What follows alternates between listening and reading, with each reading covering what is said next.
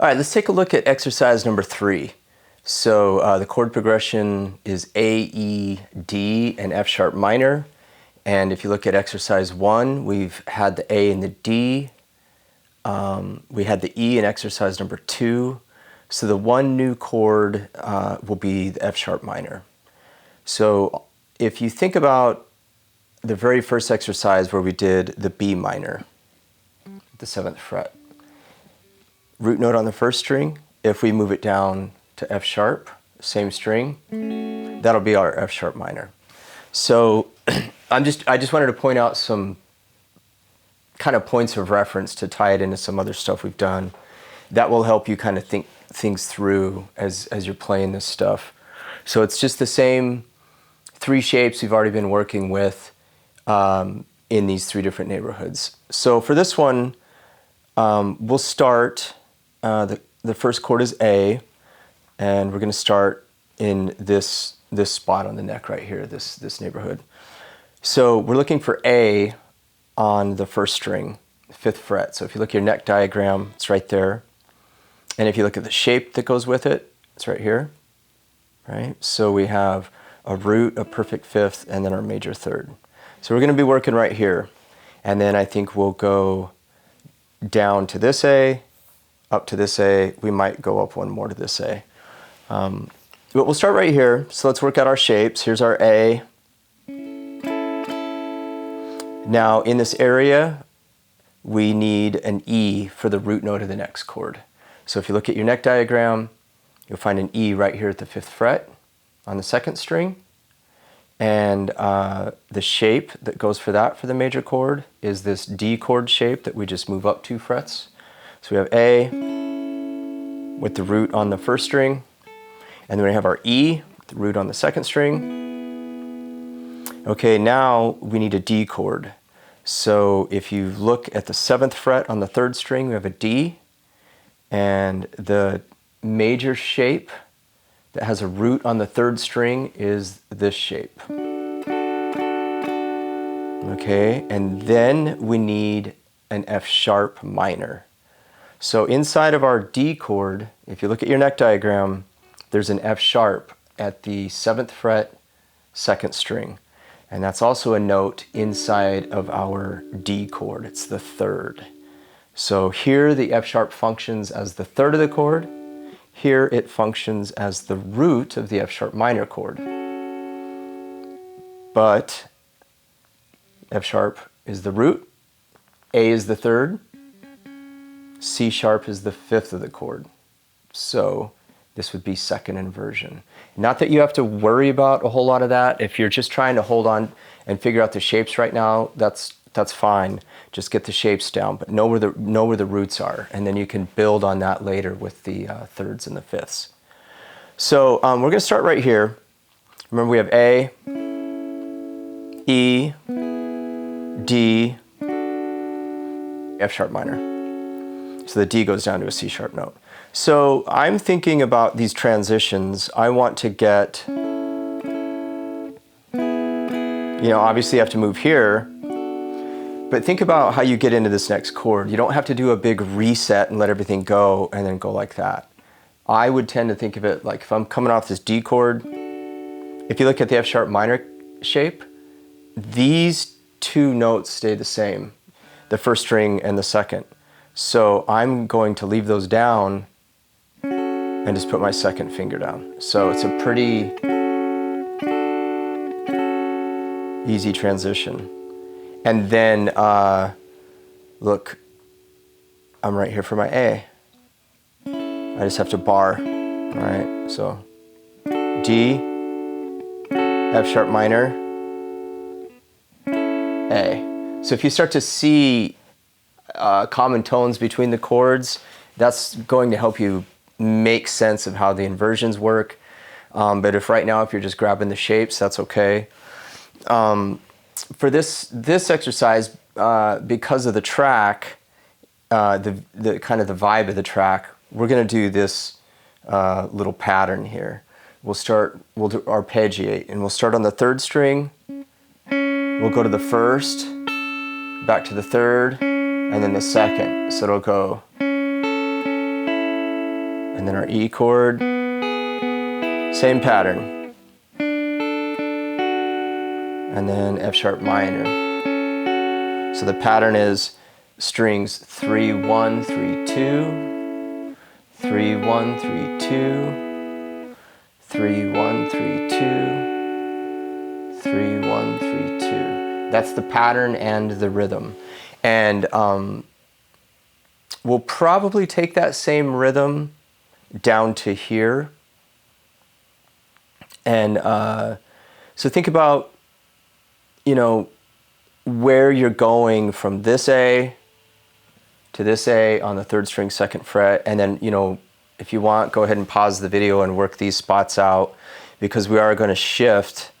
I'll probably go through the chord progression, I don't know, 4 times, and then we'll move down here. But I'll call it out the time before. So you have A, E, 1st string open, 2nd string open, A, E, regular D chord, and that F sharp minor that we talked about. Okay, and then we might pause it there before we move up. I'll give you time since we're introducing this new arpeggio pattern. So I'll go ahead and start the track, and then we'll start in the middle neighborhood and then work our way down, and we might just come back instead of moving. We'll add the next one on the next time through. All right, I'll let you hear the track a little bit, and I might play along just to give you an idea. 1, 2, 3, 4.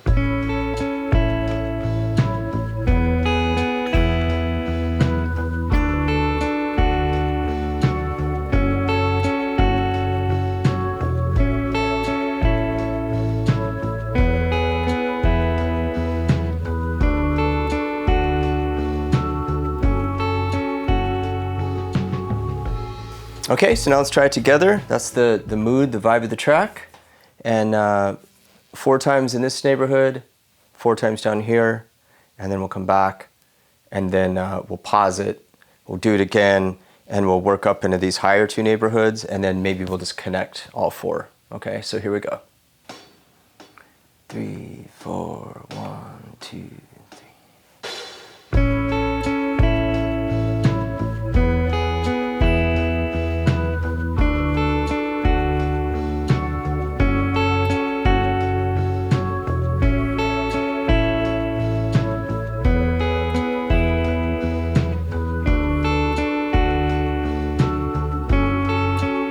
Two more times through.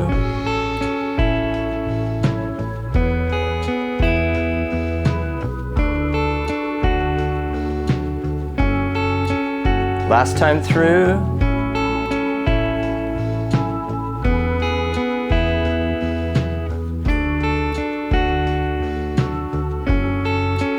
Move down.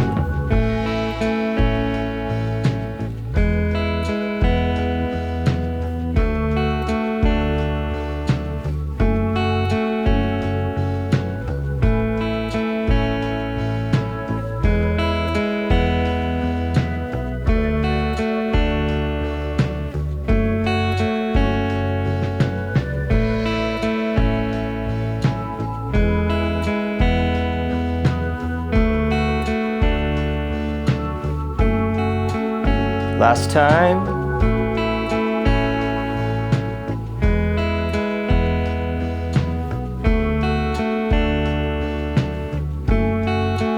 Back up.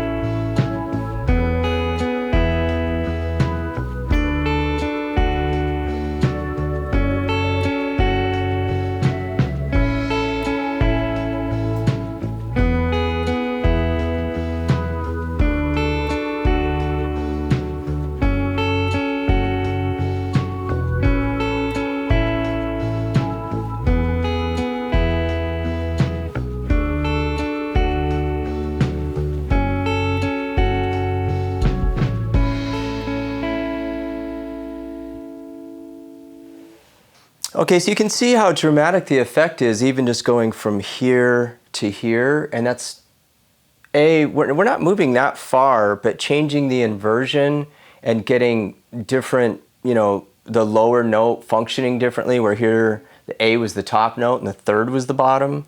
Here the A is in root position, and then we have the G sharp, the third. So just by moving the inversions around and a little bit of shift on the neck, you get a pretty dramatic difference in sound. It's really a nice way to think through parts. And again, you could make up any arpeggio that you wanted that was appropriate for the groove of the track.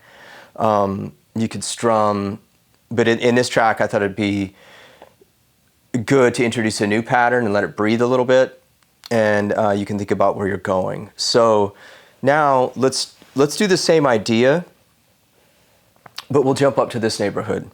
So when we were down here, this D chord shape, the root is on the second string. If we drag that to the 10th fret on the second string, that's going to be our A chord now, right?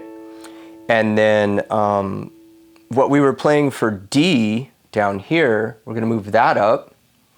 E is the 9th fret on the 3rd string. We play that major shape. That will be our E chord.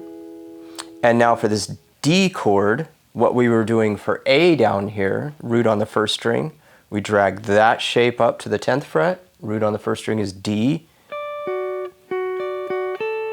Right? And then this note right here at the 11th fret on the 3rd string is an F sharp. So if that becomes our new root note for the F sharp minor, put your 3rd finger there. And that is what we were using in exercise 1 for our B minor. And exercise 2, that was our C sharp minor. So B is a root, 3rd string, C sharp minor, F sharp minor. So you can see how these shapes just move around. You just need to know where the root note is, what the fret name is, so you know where to go. So let's review that. We have this A, this E with a root at the 9th fret, D on the 1st string root, 10th fret, and then our F sharp minor. So A, E, D, and then F sharp minor. So I think we'll start up here and work our way down to where we were, work our way down, and then at the very end, we're gonna take these shapes from down here, the A, the E, the D, and the F sharp minor. We're going to play them an octave higher. So we're going to be up here. Now this is our A at the 14th fret. We're playing that A shape, just like our E and our D, same shape, but we're looking for A. So A, E at the 12th fret. Our D shape is our D chord, just moved up 12 frets, an octave. And then that F sharp minor at the 14th fret. So we have A, E, D, F sharp with the right shapes. So I'm going to go back to the track. We're going to start at the 10th fret. We're going to move to the 5th. We're going to move to the 2nd. So we'll probably do like 4 times, twice, twice. That'll give us through the repeat. Okay, here we go, up at the 10th fret. Same pattern.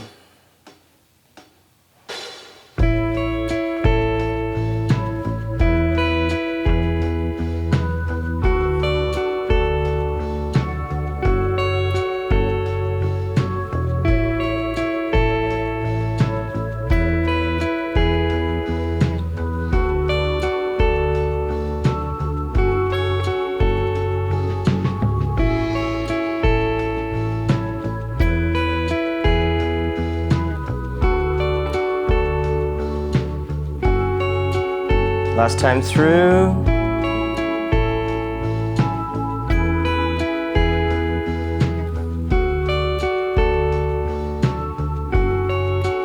Fifth fret.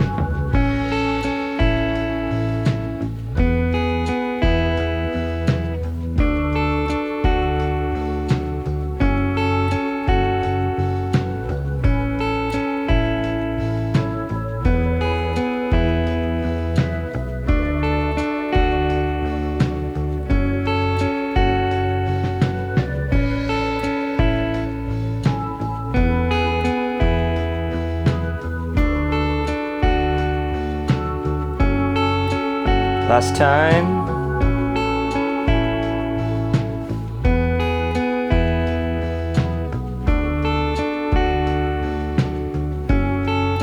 Second fret.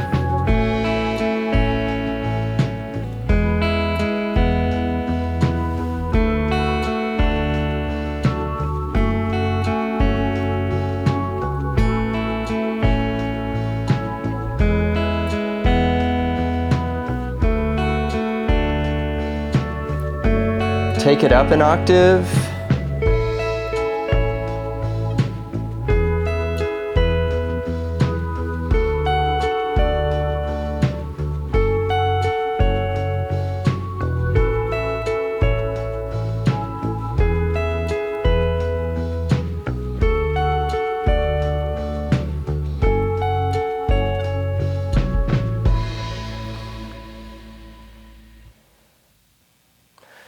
Okay, so this time around in 12/8, there's a part going on in the drum track where there's like a cymbal just keeping time.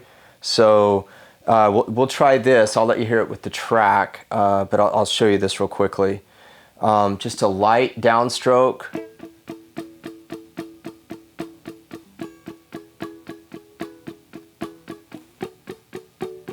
So we're not looking for a big strum, because I don't think that would fit stylistically. So this kind of provides just a muted thing in the background. And to get that sound, my hand is on the string and I'm keeping it down. I'm not lifting. So I'll roll my hand back so you can see what part is in contact with the neck. But I'm just keeping the hand down while strumming. So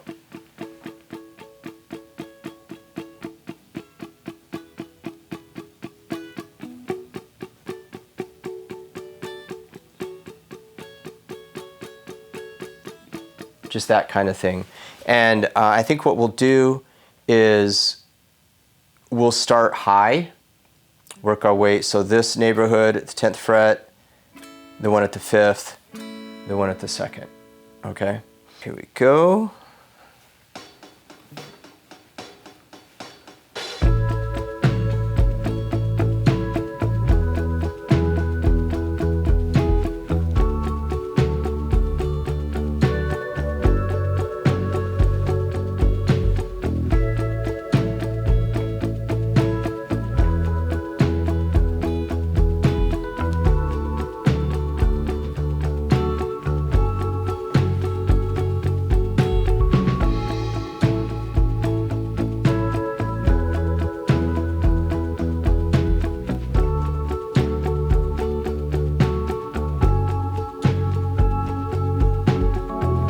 Last time.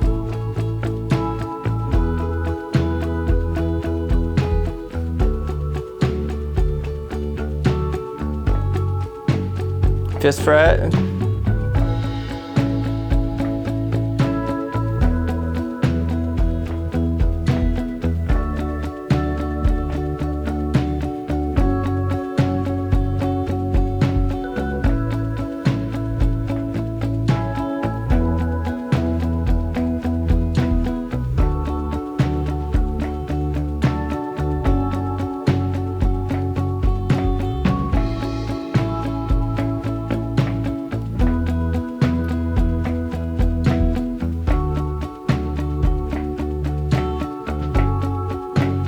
Last time here.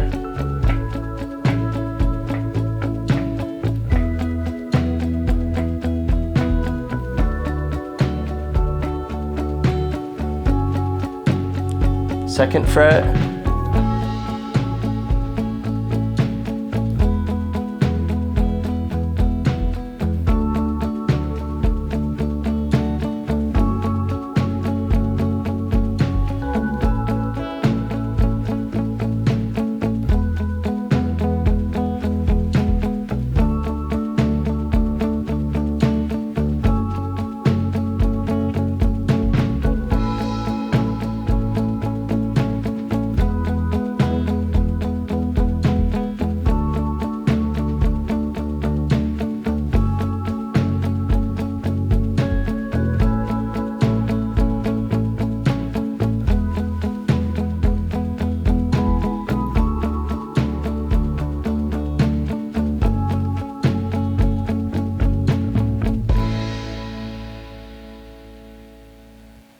Okay, before we move on to exercise number 4, let's do one more in 12/8, and we'll simplify the rhythm this time of the right hand because I want to move around more.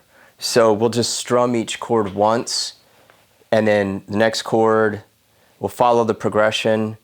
Let's start low, and we'll just do this.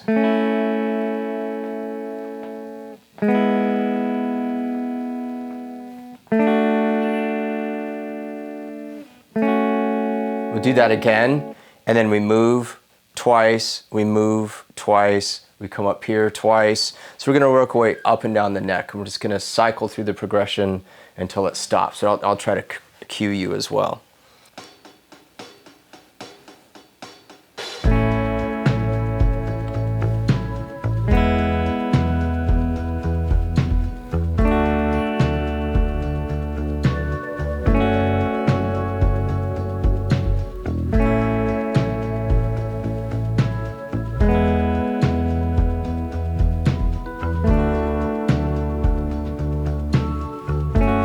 Now we move, 5th fret.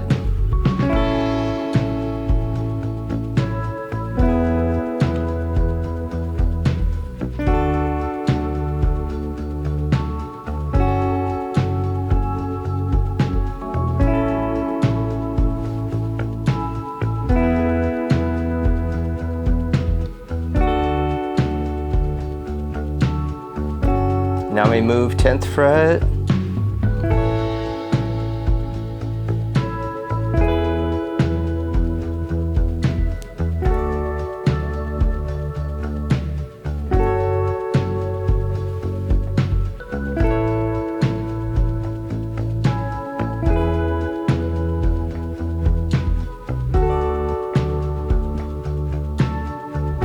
Now we move 14th fret.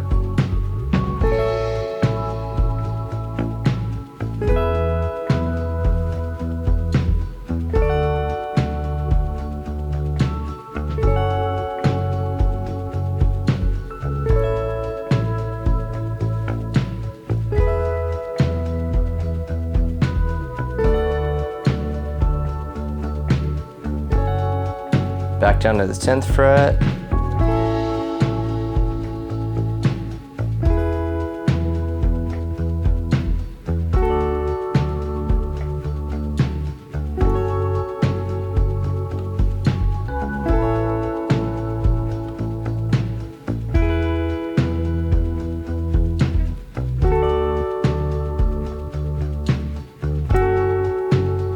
Fifth fret.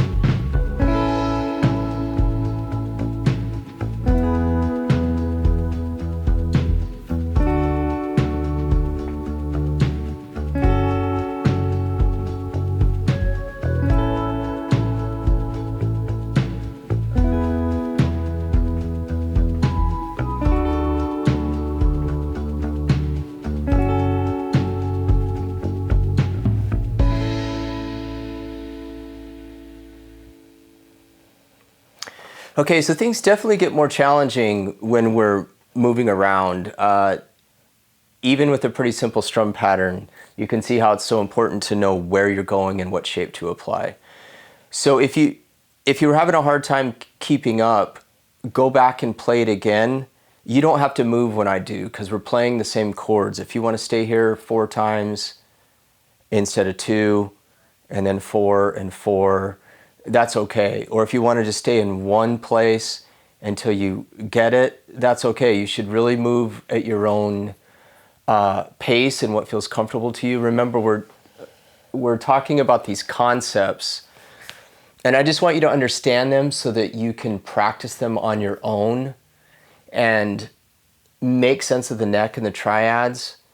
You don't have to keep up with me. I know some of these are harder with some of the right hand techniques, whether you're arpeggiating or playing a faster rhythm like that last one. You can always simplify this. This is why I've been demonstrating different rhythms and different approaches. What's important is you have the backing track and that you know how to practice on your own. You don't have to move when I move. It'll be okay because we're playing the same chord. You might be low and I'll be high, but it's okay As long as you're making the changes at the right time, it's all going to work out. So don't hunker down and feel like you have to perfect everything.